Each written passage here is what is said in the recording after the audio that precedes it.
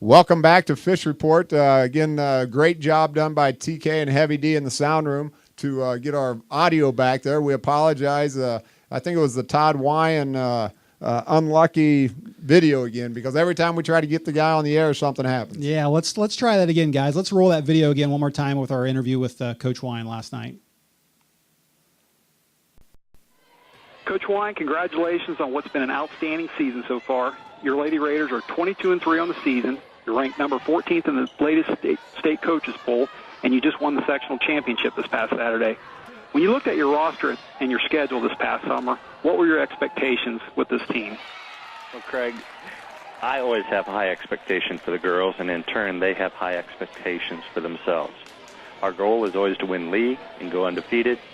I've always believed when they play their best, no one can beat them. And there's no one we can't win against when they play their best. And the girls believe that too. And, you know, it doesn't matter what your record is at sectional time, it's a one-game season. Last week on our show, Ken and I interviewed Versailles coach Carla Oddie, and she commented how cool it was that with the class sizes that Russia has, how you can take such a small pool of girls and put together such a high-quality volleyball program. I want to ask you what you attribute that to, because I personally watched some volleyball this season from some much bigger schools than Russia, and that aren't near as competitive as your team. So what do you attribute such a small pool of girls, like Coach Oddie said, and putting together such a high-quality program? Well, Craig, a lot of people don't realize that Russia, by numbers, is the fifth smallest school in the state of Ohio. We have 50 girls in the high school and 32 playing volleyball. And I'd also like to mention our girls' golf team had an excellent season. Our girls' cross-country team are having a lot of success this year, and they are really awesome, and they'll be going to state, I'm sure. And, you know, just our girls' program and boys, we just have a lot of success here at Russia. We've got a lot of good athletes, and, you know, we just need coaches to put them all on the right page and to have that success. And we have good elementary coaches. We have junior high feeder programs, and those coaches are all on the same page as varsity coaches, and that is what helps build programs over a period of years. All right. Now, the Raiders got through the sectional tournament without a loss, Coach, going 3-0 in their games. They've got the district coming up this Saturday. I imagine it gets a little bit more competitive at this point. I want to ask you what your expectations are for your girls to be able to compete at the district level now. Well, here again, it's a one-game season when you get into sectionals, and now districts, you know, any loss is going to knock somebody out. Right now, there's 32 teams left in the state. You win district, you're down to 16, and then you move on from there. But, you know, you just have to practice hard, prepare to win. You can't not prepare. So, you know, you just have to prepare, have the right mindset, and hopefully play well when that day comes. And I'm guessing, and in the sectional, Coach, you know, some of those games where maybe you could get away with a mistake or two is probably not going to be able to get away with those at this level? No, we will not be able to get away with those against Lehman on Saturday. We're going to have to play our best. All right. I guess I'll ask you, where are you playing this match, and what time is it being played if fans want to come out and watch? It will be this Saturday, October 27th, at Troy High School at 3:30 p.m. That makes it awful easy for the cross-country fans across the road there then to come over and watch a volleyball game, doesn't it? Sure does. Sure does. Last year it was kind of in reverse. We played, and then we went over and watched cross run, where this year, you know, they'll run, and then hopefully they'll come over and support us.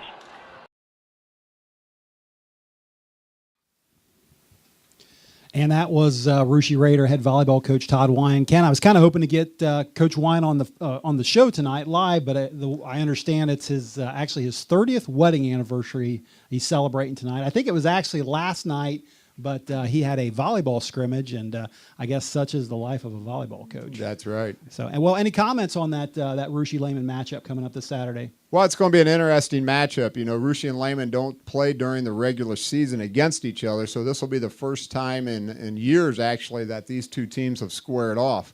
And we don't make a whole lot of predictions, Craig, but and I have to admit I'm not the brightest guy when it comes to volleyball, okay? But I do know how to watch scores and see how teams have played versus other teams similar to each other on the same schedule. Okay. Russia beats Lehman 3-1. District champs, Russia Raiders. 3-1. All right, good call. I'll go with that. I'll back you on that prediction. All right. So I don't know about these guys in the studio back there. They probably don't want to say a whole lot, but they got some more connections than we have to the volleyball program. But let's go back to the sound room. TK and Heavy D, you guys have any comments on any of the other matchups? Yeah, just looking at the Southwest District, Craig and Ken, everybody that we expected to move on has moved on, and moving up north a little bit, looking at that Marion local St. Henry matchup coming up, you've got the St. Henry defending number one team in the state, champions, going against the new number one team in the state, Marion local. They met back on September 18th at St. Henry. Marion won that in 4 games, and something special coming up here. Marion local senior middle hitter Josie Winter, who suffered a broken foot at the beginning of the season against Lehman, has returned in limited action last night against Ottoville. And she's got a full ride to Eastern Pennsylvania to play volleyball on a scholarship, and that'll be a nice addition back for them. You know, guys, that Marion Local's Claire Heitkamp was actually the MAC Player of the Year, which is a pretty nice honor. But I've been told that Josie Winter might actually be the best player on that team. So any other matchups you want to comment on? Yeah, Craig, you mentioned the Anna win over Versailles, and that pits them now this weekend against, as you mentioned before, Cincinnati Christian. So this season, Anna finished 4th in the SCL like they did last year.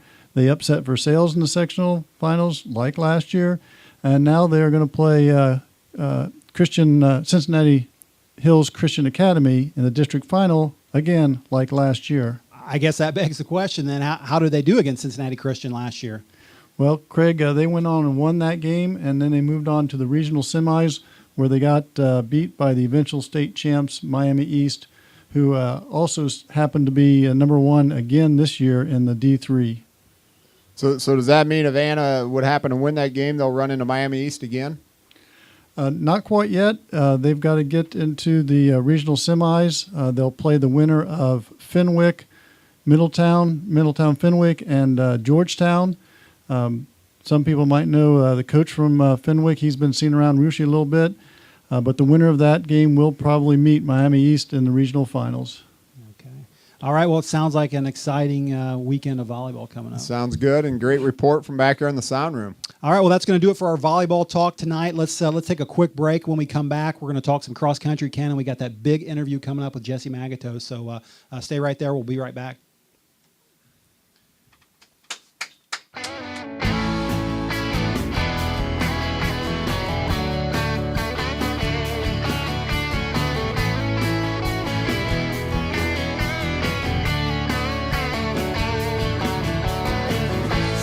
Raised by a single mother in the heart of the Midwest.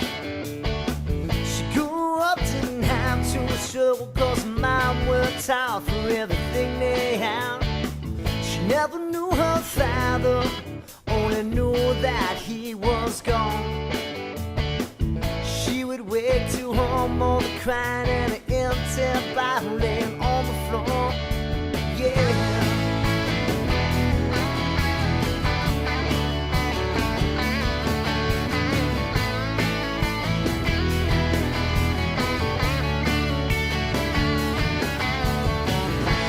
Teen with open face, she was gonna leave this town, but she fell in love, had a son, now she's paying rent on an old farmhouse.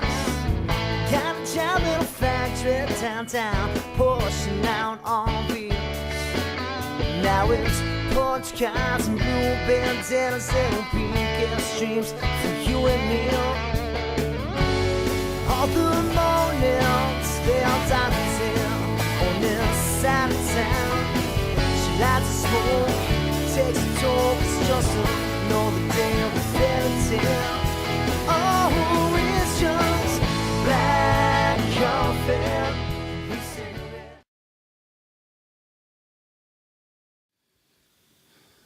Welcome back to the second half of Fish Report Live. Ken, let's talk some cross country. We got that big interview coming up with Coach Magoto here in just a minute. But before we get to that, let's talk about the Troy Regional a little bit. Today on the website, I put a link to a blog that I wrote last year about why I like the Troy Regional so much. You know, for me, I guess it doesn't get any better than the state meet, but the Troy Regional comes pretty close, and I want to ask you your opinion on that.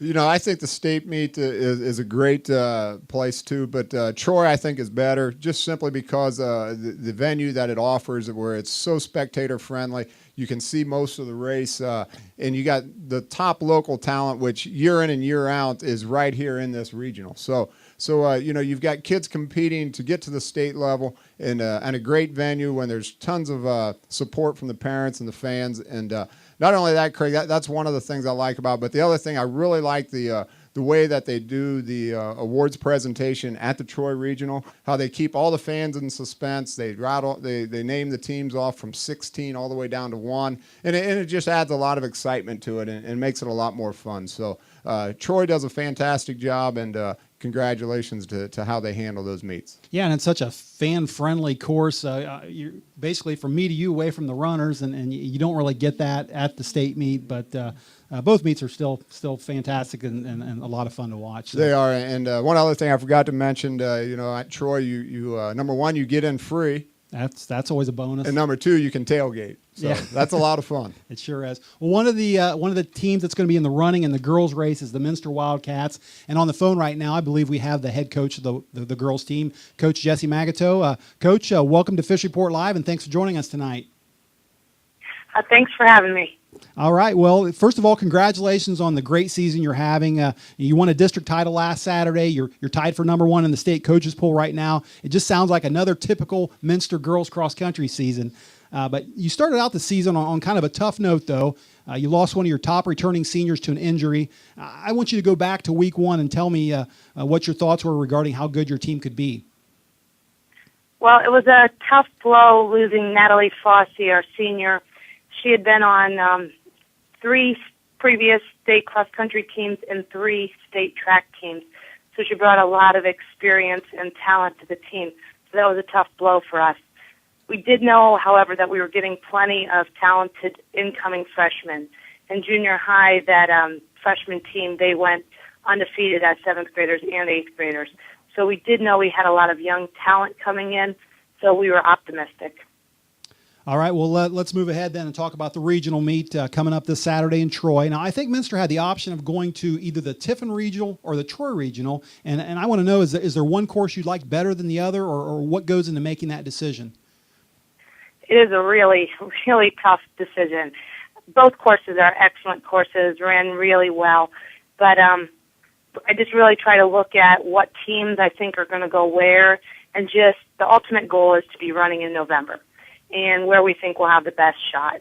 So when the number 1 and the number 3 seed team in the state chose to go to Tiffin, then Troy seemed like a better spot where the number 4 and number 5 team would be as far as the state rankings at the time. So go with the 1 and the 3 team, 3 being Coldwater, who had just beaten us, or go with the 4 and 5 team in the state. And as much as I wanted to go to Tiffin to be near our boys, realistically, on paper, I just needed to go where I thought we'd have the best shot, so we were racing in November.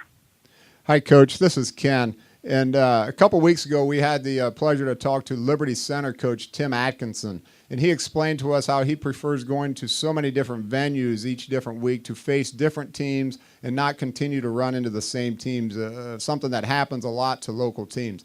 Do you prefer yourself going to different races so you see different teams every week? We definitely try to mix it up, going north some and south. After a while, it seems like you're seeing the same teams, and then you need to mix it up because all the teams are kind of, they try to do the same too, and then we all kind of end up going in the same direction. I also coach the junior high, so we really logistically kind of have to watch travel time and just, where the meets fall. So there's a whole scenario you have to look at, but we try to mix it up as much as we can. One term we hear often in coaching cross country is tapering, and we're well into the tapering stages for most teams. How do the Minster Wildcats handle their tapering? Year by year, it really depends on the team, and it depends on the age of the girls for me. Older runners, you got to handle a little different than younger runners. Obviously, the final race, if everybody can make it, you don't go any farther than November 3rd. So everyone chooses a taper just a little differently. And for me, there really is no set way. It's just how well I know the team. And older runners need a little different taper than a younger team. And we're looking at a pretty young team, so I have to handle it just a little different this year. Coach, I've got one more question for you, and it's not cross-country related, but I had the opportunity to watch the Columbus Marathon on Sunday, and I was standing just before the 26-mile marker, and there you went by running a pretty nice time. So I'd like to congratulate you on your finish in the Columbus Marathon. And one word for our listeners here. What motivates you to, and what gets you the time to train for a marathon while you're doing all this coaching and being a parent and working your job? It's sanity, therapy. Definitely when I'm coaching my running, I try to go through what those girls go through. I try and still race, and for me it's in the way of a marathon. I try to mentally and physically put myself in a position what I put my girls through. So I always stay in contact with what they're going through, so I know kind of where they're at and what it takes. And just Columbus seems to fall at the right time when everything's hitting hard. It's a good time for me to put my body through a little bit of pain and feel what I put them through. That's a great answer, Coach, by the way. And congratulations on a great season, and good luck to you guys on Saturday.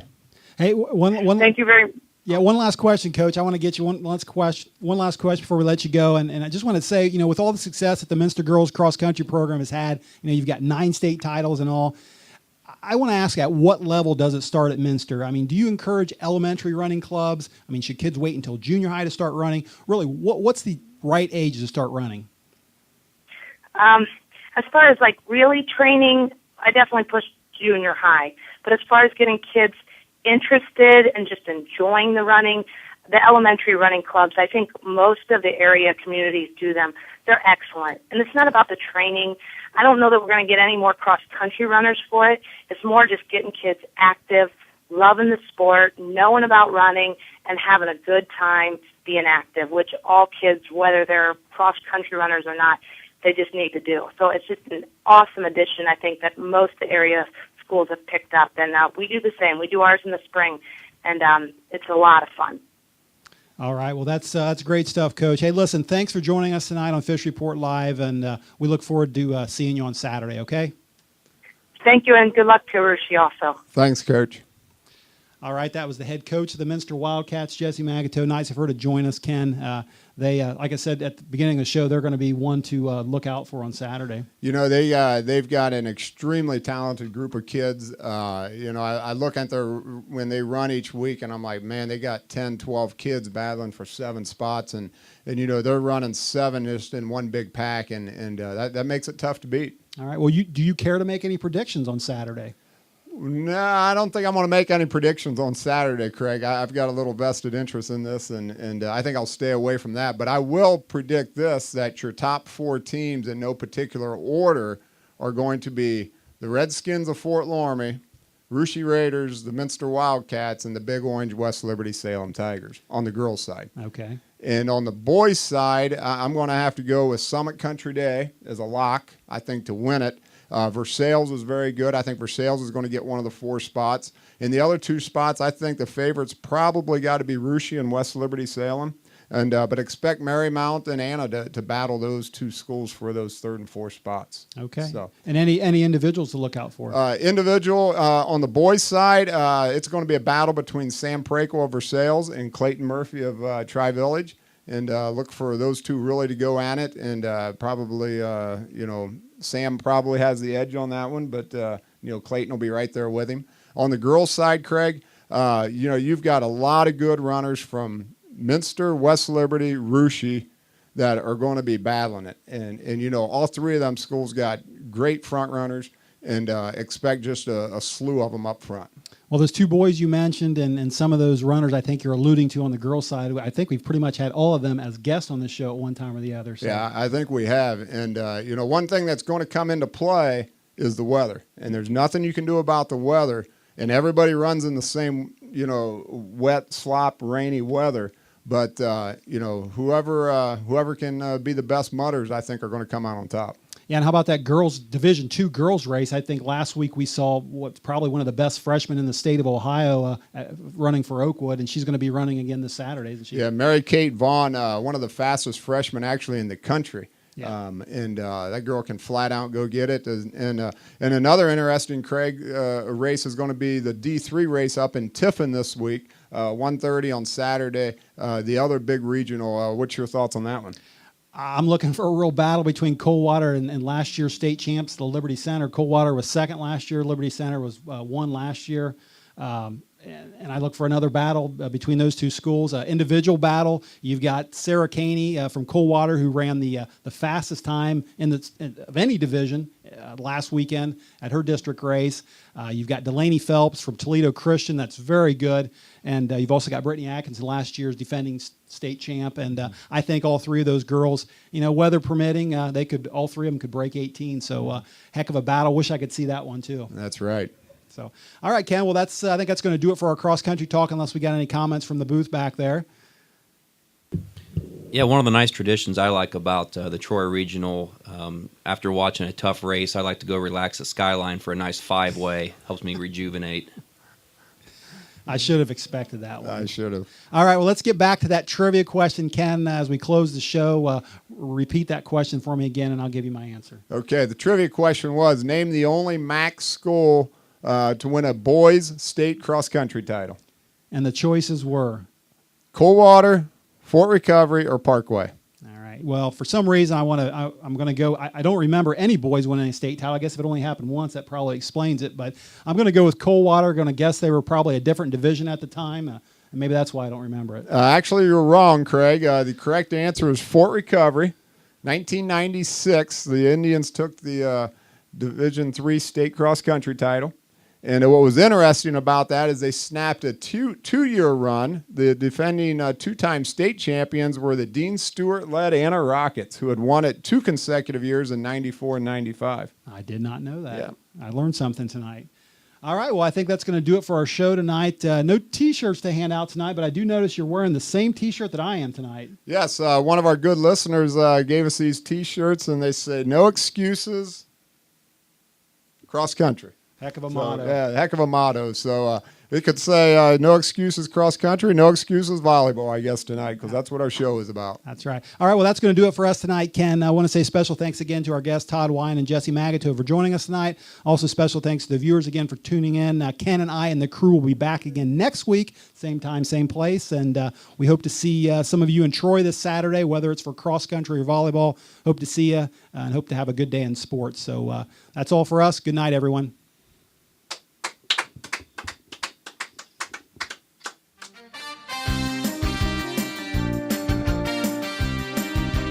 From Studio F in Russia, Ohio, for Ken Francis, Craig Fissinger, and TK, this is Heavy D, signing off, saying good night and good fishing.